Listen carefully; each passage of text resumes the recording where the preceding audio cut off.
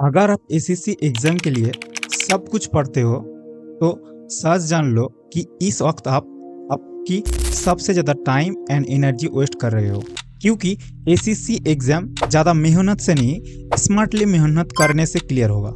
और सबसे डेंजरस चीज़ क्या होता है पता है? कॉन्फ्यूज़न। कॉन्फ्यूज़न के साथ डेली पढ़ाई करना और गलत डायरेक्शन में जाना। इस वीडियो की एंड तक आपको एक चीज़ क्रिस्टल क्लियर हो जाएगा, कौन सा टॉपिक पढ़ोगे और कितना पढ़ना है और कौन सा टॉपिक छोड़ना चाहिए, सब कुछ पता चल जाएगा। नमस्कार दोस्तों, स्वागत है आपका रोंजू एग्जाम डिकोड पर। ये चैनल उन एस्पिरेंट के लिए है जो स्मार्टली पढ़ाई करना चाहता है और खुद की नंबर को मैक्सिमम करने के लिए सोच रहा है। यह पर हम सिलेबस खत्म करने के पीछे नहीं भागेंगे, हम स्मार्टली अप्रोच से किस तरह से सिलेक्शन होगा इसके बारे में हम देखेंगे। यहाँ पर हम एग्जाम को गेस करने का कोशिश नहीं करेंगे, यहाँ पे हम एग्जाम को किस तरह से स्टेप बाय स्टेप डिकोड करना चाहिए उसके बारे में हम देखेंगे। आज का हर एसएससी एस्पिरेंट एक ही प्रॉब्लम में जूझ रहा है, वो है कॉन्फ्यूजन। इसलिए कि सिलेबस इतना बड़ा है और यूट्यूब पर हजारों टीचर है और हजारों बुक मार्केट में मिल जाता है, आप लोग अच्छे से सही चीज फिल्टर ही नहीं कर पाते हो। इस वजह से आप डेली रैंडमली कोई भी चीज पढ़ लेते हो और आपका जो आउटपुट है वो नहीं दिखाई दे रहा है। इस प्रॉब्लम की सॉल्यूशन हम एक एक करके धीरे धीरे सब कुछ बताएंगे इस चैनल पर। तो आप लोग आपका रोंजू एग्जाम डिकोड को सब्सक्राइब कर लेना और पूरा वीडियो देखना, और अच्छा लगे तो लाइक भी कर देना।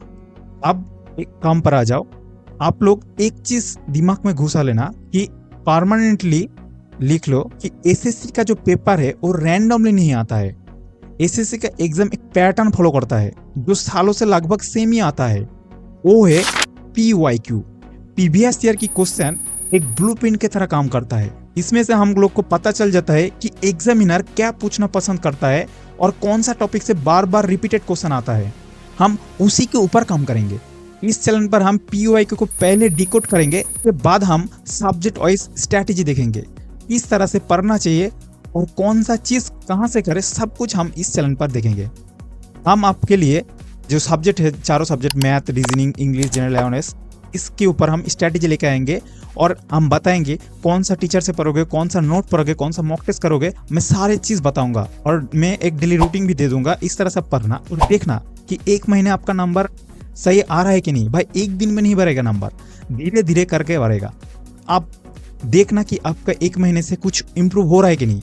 होगा तो आप आके मुझे बताना, और नहीं हो रहा है तो आप छोड़ देना, आपका खुद का स्ट्रेटेजी लो करो। बट इस स्ट्रेटेजी से, मेरा स्ट्रेटेजी मैं बताऊंगा जो, उसमें आपका नंबर इंप्रूव होगा, तो आप आके बताना कि हाँ मेरा नंबर इंप्रूव हो गया और मैं सही बताया। इसलिए कि मैं भी प्रैक्टिकल करके ही देखा भाई मेरे खुद के ऊपर, तो मुझे पता चल गया कि हाँ इस तरह से पढ़ोगे तो नंबर इंक्रीज होगा। इसलिए कि जो एग्जाम की जो पेपर आता है वो अगली साल का 2-3 साल का प्रीवियस ईयर के पैटर्न से आता है, कोई अलग रैंडमली कुछ नहीं आता है। तो हम प्रीवियस ईयर को पहले करेंगे, इसलिए कि 70 से 75% नंबर प्रीवियस ईयर पढ़ने से हो जाता है। आप ये चीज खुद भी देख लेना प्रीवियस ईयर को पेपर का एनालिसिस करके। बट इस बार क्या हुआ, वेंडर चेंज होगा, इसलिए 2025 का जो पेपर आया थोड़ा अलग सा है। थोड़ा अलग नहीं है, टॉपिक था बट कुछ टॉपिक क्या था पहले नहीं पूछता था, बट इस बार क्या किया, उस टॉपिक से ज्यादा क्वेश्चन आ रहा है, 2 से 3-4 क्वेश्चन भी हो रहा है, बट पहले एक भी क्वेश्चन नहीं था। तो हम उसी टॉपिक को पहले करेंगे भाई, और इजी हो जाएगा तो मेरा नंबर इजीली मतलब मैक्सिमाइज हो जाएगा। और मेरा नंबर चाहिए भाई, एक सेफ स्कोर हो जाए और मेरा सिलेक्शन हो जाए, यही चाहता हूँ मैं। इसीलिए हम लोग क्या करेंगे, प्रीवियस ईयर को ही करेंगे, उसका एनालिसिस करेंगे, उसका स्टेप बाय स्टेप डिकोड करेंगे, और कौन सा टॉपिक इजी है, कौन सा स्कोर बूस्टिंग है, उसी को हम देखेंगे और उसी के बारे में हम पढ़ेंगे, तो हमारा नंबर भी इंक्रीज होना शुरू हो जाएगा।